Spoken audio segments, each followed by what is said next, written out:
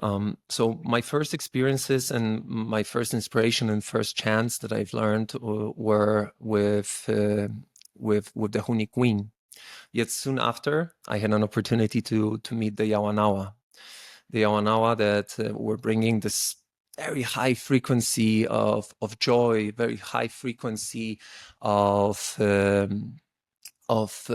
healing through happiness, through dance, very distinct to the work of the Jaheceros, and also different to the way that the Shipibo work. Also, a very profound and one of the, in my opinion, one of the most complex, like if we dare to compare in indigenous and ayahuasca cosmovisions and technologies, and how to enchant that serpent of energy, and how to work with the library of knowledge that goes beyond the uni, this sacred brew itself, how to bring the force of the animals and the plants, this whole library, as your allies through the diets. And so I was criticized many times by like, oh, Michal, you should find one teacher and one elder to follow. Like this is overly polyamorous, you know. Like you shouldn't be doing that. And yet most of the people that were criticizing me for that were white people. Just with all respect, you know. I give thanks to all of them. They kept me always very, very humble, and I was always in consideration of that. Yet the indigenous themselves were always supporting me. They said, like, don't syncretize, give space to each thing, and don't overlap, don't mix up. However, you can complement. As we say, the new people have the power of discerning among the ocean, the sea of different proposals, and from there, as the Tubus say, extract the honey, the sweetest motherly milk, which needs to be done with a lot of care, obviously. We live in the times and we cannot avoid that.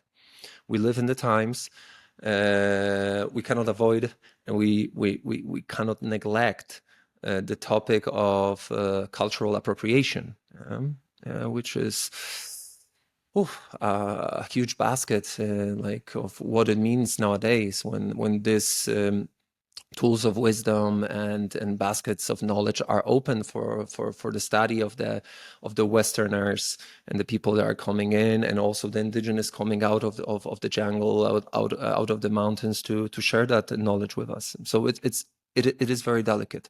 I'm not saying that this is the right path.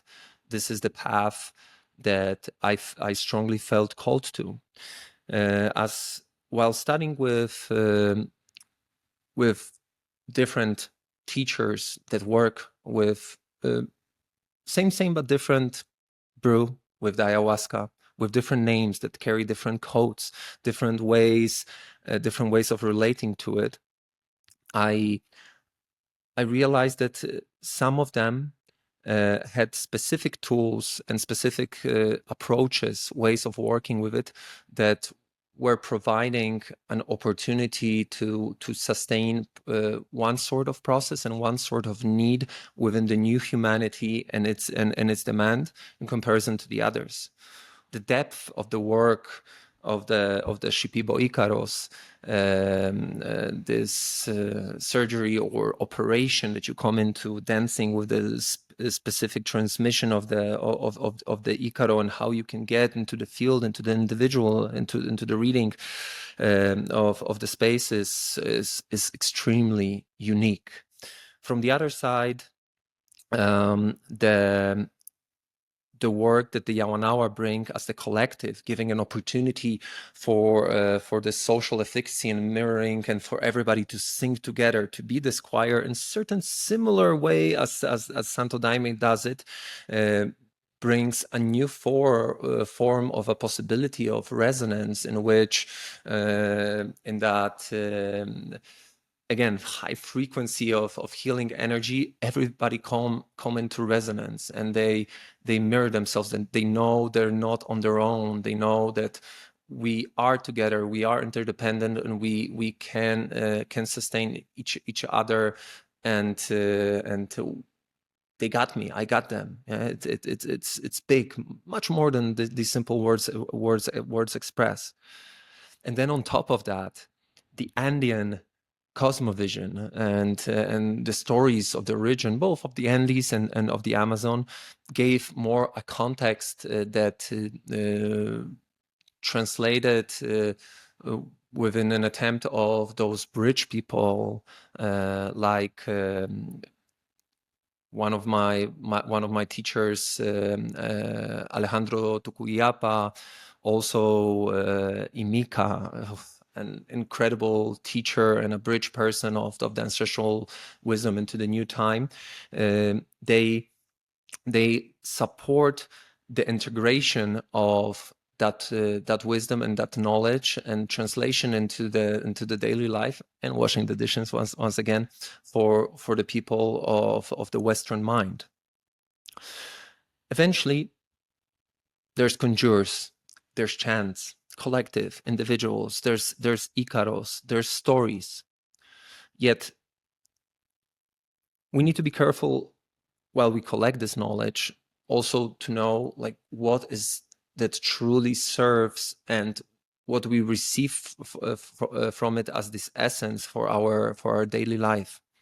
And one thing that we can, and there's more of them, but one thing that we can identify among all of the ayahuasca traditions, and then basically within all of the expressions of the transformational healing paths, whether of the east, north, of the south, is that coming into the discipline and diligence of the dance of that mind and that heart, of how to tame our thought. Yeah? And that we speak about in the Shipibo tradition, we speak about Shina. Yeah. Similarly, in the Yawanawas speak about the Shina. Yeah, which actually their languages are similar. They are both coming from the Pano branch, and they speak about the essential importance of beautifying, straightening, aligning of our thought, being present with it, and also bringing it as to serve us, not it to serve, not us to serve and follow our thought, but our thought to be an ally to our heart. Also, all of these cultures, and then we expand to other tools of knowledge as well. They speak about summa causai, about the good living, and about the beautiful thought, pensar bonito. So we have the Quechua, and we have the pensar bonito, as the people of the Colombian Amazon say, and also the Shinan Characapa, as the indigenous of the Brazilian Amazon speak of the strong thought, joyful thought. They say "so alegria," only joy. And I know, and I saw people many times coming to the Yawanawa ceremony, for example, like or to the Huni Queens, like, why all the time? Only joy. It's not only joy all the time. But what does it mean? What's behind that simplicity? Is it like exaggerated optimism, or maybe it's something of an approach? Yeah, it's not conditional happiness that we're speaking about, like that I'm happy because something is or something is not. Yeah, there's an equanimity within that only joy calling, within that beautiful thought. It means we are going into a very profound trust that there's no leaf that moves, that shakes with the force of the wind without the will of the Great Spirit. And whatever comes, whether the times are good or tough, we trust and we approach it with this vote of joy that, okay, this is life. Yeah, as people here in the territory of Costa Rica say, "Pura vida," pure life. Yeah, there's a key, there's a clue on how to live and not get overwhelmed and tangled in our life, and also bring up weaving that with what a few threads before, what we were speaking about, the medicine approach towards healing, and many times as it being a tool of combat with illness. Yeah, and that refers to an alternative approach that has been created and born in psychology, which is positive psychology, on how to tend to what is good and what is positive, and from there expand instead of focusing on the negative. So we're coming a lot into this philosophy and existential talk here, yet eventually what I discovered among all of those teachings, and obviously there's part of the complex technology of what all of them teach, a different involvement with the medicine geometry, and also social dynamics. Yeah, like there's part that we can see among Shipibos and, for example, Juarez, much more let's say clear and sometimes even exaggerated, which is this let's call it magical, witchy witchcraft elements, those protections, attacks that are happening, that are not mentioned that much, or kept more in secret when you're amongst the Brazilian Amazon. Yet eventually, all of this, first of all, in our first territory and the territory of the domain of our mind, they teach us to think beautifully, to think joyfully, to be simple, to work, and that always. I was born in a Christian family. I probably, like many stories, are very similar to that. I went to a moment of atheism, being agnostic, and then realizing the power of the faith and my relating with the spiritual and the magic beyond a specific concept.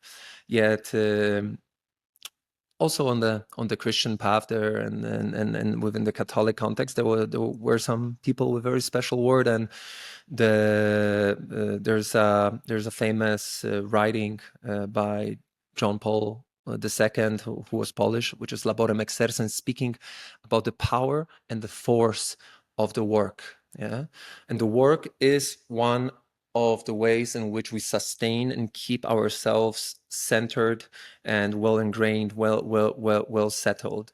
Whenever we go and we meet, we gather with our communities, we always work. Yeah, and when we work together, we call it mingar. Yeah, and that keeps us sane. That also brings me back to the very first teaching that I received from the elder that served me the first cup of daime, my first cup of ayahuasca. And he said, like, remember, son, feet on the ground, head in the sky. Always feet on the ground, and then your head in the sky. Yeah.